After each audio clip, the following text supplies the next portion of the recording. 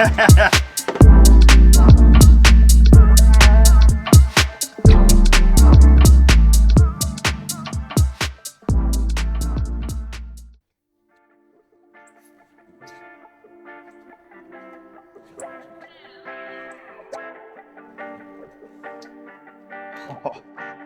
going to send down that. The reason I'm sending that down is to burley up, because we've been over at least 10 wonky holes now. All of them had fish on them. We haven't been able to get a single bite. Doesn't matter what trick we've used, haven't been able to entice a bite. So we're just bouncing along and hoping at some stage one of them might actually choose to eat something we drop down to them. I'm feeling overly confident about that right now, but anyway. We keep ticking away. They don't always feed, fortunately. Hey, hey, remember that ugly bait?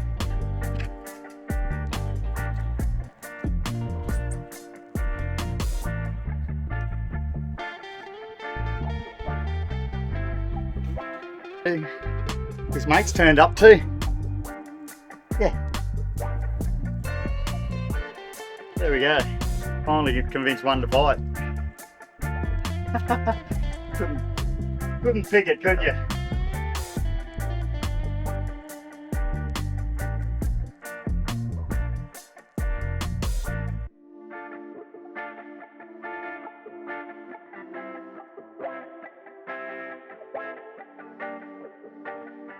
Good fun fishing these wonkies. Basically, what wonkies are is a underwater spring.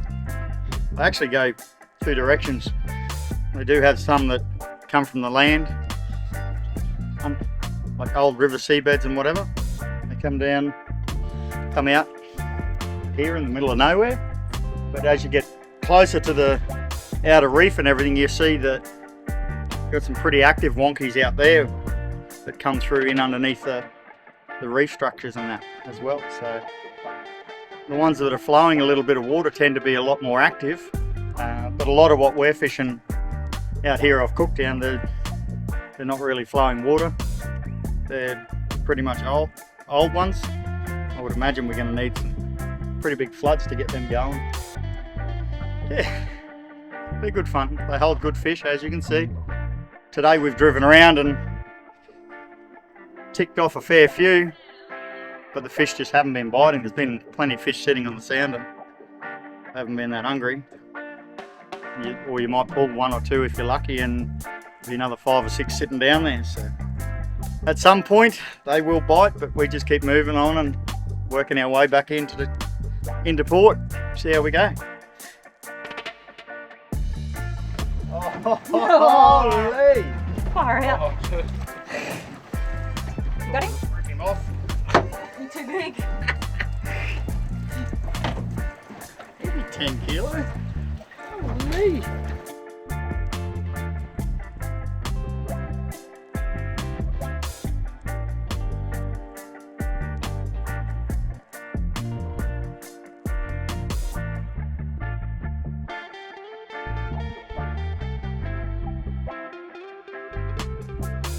Part of the thing we do is every chance we get when the weather's good enough, we predominantly run out of cans, but then if we get some really nice stuff up towards Cooktown, we'll tow the boat up there, which is from home. We're based in Quota. It's about 3 hours 45 minutes drive each way. Takes a fair bit of fuel in the car to get there and back, that's for sure, but that's what it takes to get out there and catch all the seafood that we can then sell on to our customers. Look at this countryside, how good is this? I love it, especially when you grow up out here. Probably one of the things that a lot of people don't see is what goes on, what we actually do to provide seafood to the general public. It's not just as easy as taking off, going fishing. There's all the maintenance and everything that's required on the boats because of the amount of hours we do on the water, and a lot of hours driving backwards and forwards and maintaining equipment. getting the bait, ice, fuel,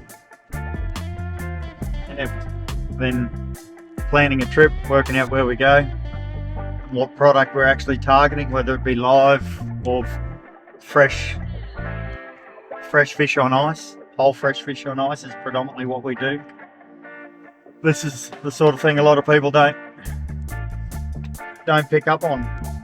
It's a fairly involved job.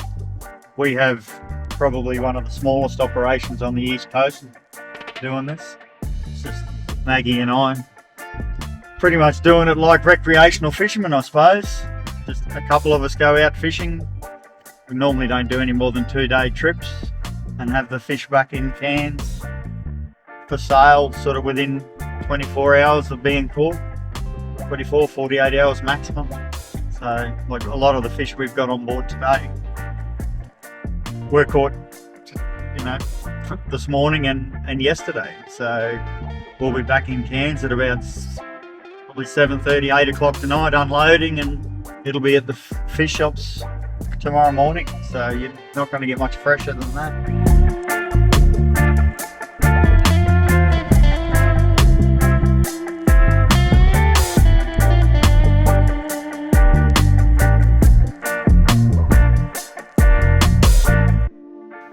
One of the things I wanted to explain to people today is just go through the process that we have to undertake as commercial fishing operators operating in the reef line fishery in Queensland on the Great Barrier Reef Marine Park.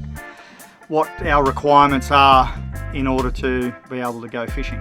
Before we leave port for any trip, we need to have ordered and have available on our licenses enough quota to facilitate taking those species. So we operate under a quota management system where we effectively have to pay for every kilogram of fish that we harvest out of the Great Barrier Reef.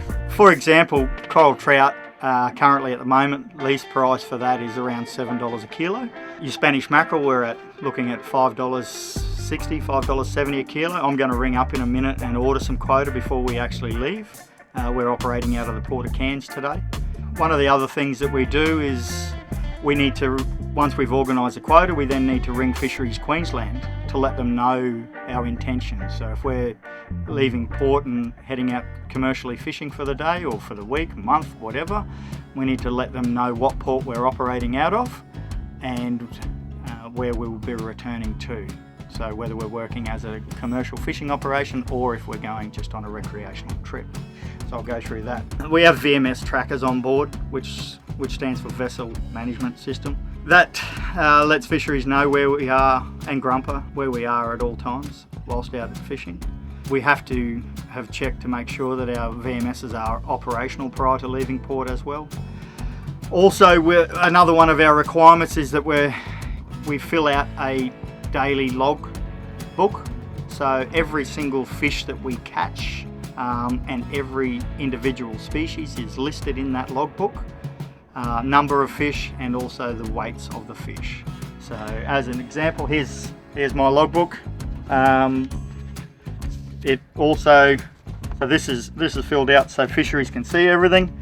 Boat name, licenses, commercial fisher, the date, location of our fishing operation, number of tenders, like I don't operate with a tender, number of crew on board fishing, today it'll be just the one, number of lines, today will be just one, and what species we're targeting.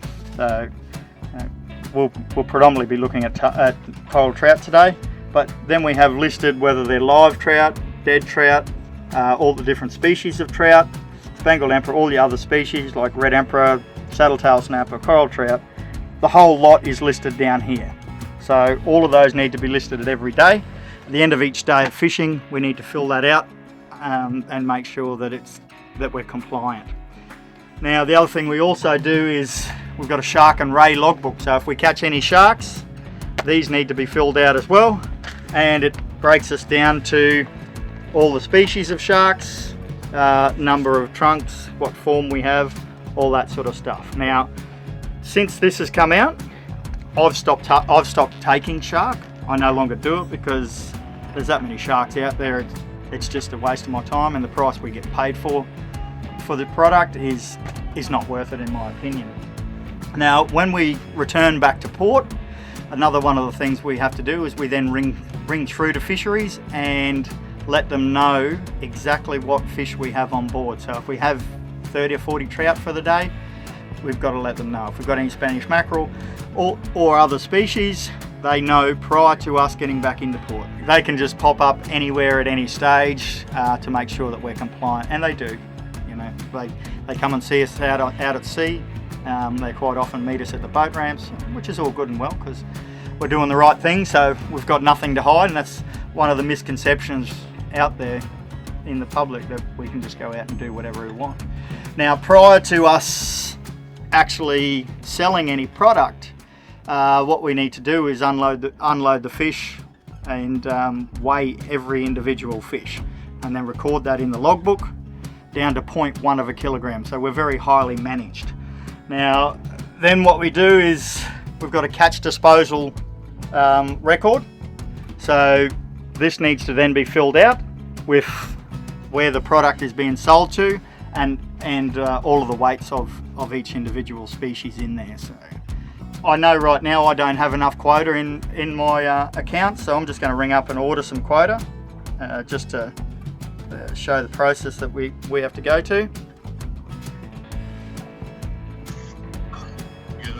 G'day mate, just worried you weren't going to answer the phone there. Wasn't going to able to go fishing. Hey, have you got 100 kilo of trout and 100 kilo of Spanish mackerel that we can lease? Yeah, I've got 100 kilo mackerel. I've only got 100 kilo of trout left. That's all I've got at the moment. Can't get much. So Yeah, right. What's the What's the price? $7 for the trout and $5.70 for the mackerel at the moment. Yeah, right. No dramas. And you GST. can't get any more trout. That's all I can get at the moment. It's very tight. Yeah, right. And we're a month before Christmas. Wow. What was the price of that total? 1,397. All right. GST. I've got it. No worries. I'll transfer that to your account straight away. So if you can flick that through, mate, that'd be appreciated. Get that organised and you can go to work. Thanks, mate. Much appreciated. Don't go too hard. Yeah, right. Too easy. Cheers, mate. No worries. Right, see ya. That's the quota organised. That'll come through on my account, which I'll check before I leave. And I'll just ring fisheries and let them know what our intentions are for the day. Welcome to the Fisheries Queensland AIVR reporting system for East Coast Fisheries and Gulf of Carpentaria Crab Fisheries. Enter your commercial fisher license number. Enter your commercial fisher license PIN, followed by the hash key. Your commercial fisher license PIN is valid. To confirm, press 1.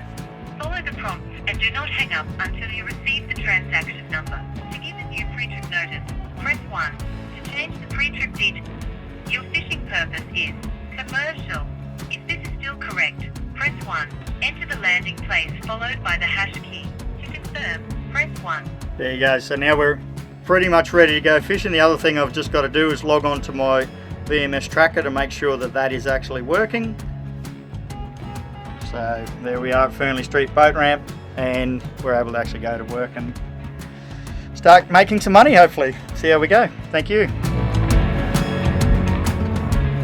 The biggest issues for our fishery right now is the uncertainty. We've been under many years of attack from the Fisheries Department under the guidance of the Labor Party, Queensland Government, and as a business owner, commercial operator on the Great Barrier Reef, we have absolutely zero certainty in our futures. So I understand that why men and women in the industry are feeling hopeless. And at some point, I hope we get a government that understands that our job is purely to look after seafood for the public. You know, we're not out here just for ourselves. It's what we do. That's what we provide to the consumer. Beautiful coral trout. Undersized. These guys grow to 25 kilos. Amazing fish. Anyway, getting back in the water.